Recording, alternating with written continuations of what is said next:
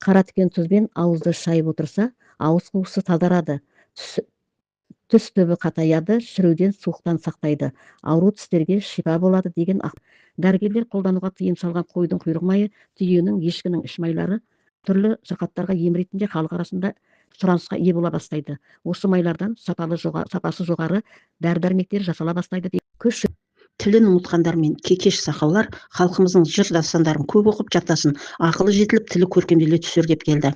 Тілі шыққан сәбилерге жаңылтпаш үйрету керек, зейіні тұрақтар. Зікір, құрбандық пен зікірді көп тыңдау арқылы қанындағы қасиет оянар. Киіктердің шұбыра басып, кен жерінен шыққан әрбір тал шөппен шипа болар. Тастаған мүйізінен түрлі ауруларға қолданар емшілер шығар. Тұяғының шұңқыры тастағы жаңбыр суына толғанда жараларға көз тілге ем түсер. Қышыма ауруларына ем шипасы болар. Түлкінің тырнағы қадалған шаншуға түртіп, ноқат салғанда айғар. Қоянның құмалағын ұнтақтап, кептіріп, матаға түйіп, көтеуге тартса жазылар.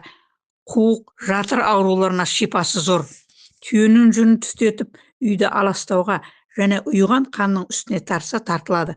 Жастыққа тайлақтың жүнін салып, жаста бас аурулары жазылар. Толық дәретпен қонары бар. Ерте көктемде қарбыздың дәнін егіп, оған ықластанса, құнарлы қарбыз өт жолымен бүйрек несеп жолдарын тазартар.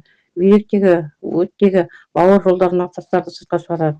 Қауын қарбыз егіп күтсе, үлкен бағбан ата аруағы қолдауы түсіп, өнім берекелі болмақ деген ақпарат алынды. 40 қабаттың суын ішу керек. Келесі 1 ақпан.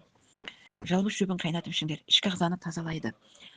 Басың ауырса, жыртыңдап батырар жыры көксау ауруына, жүрек талмасына ем болар.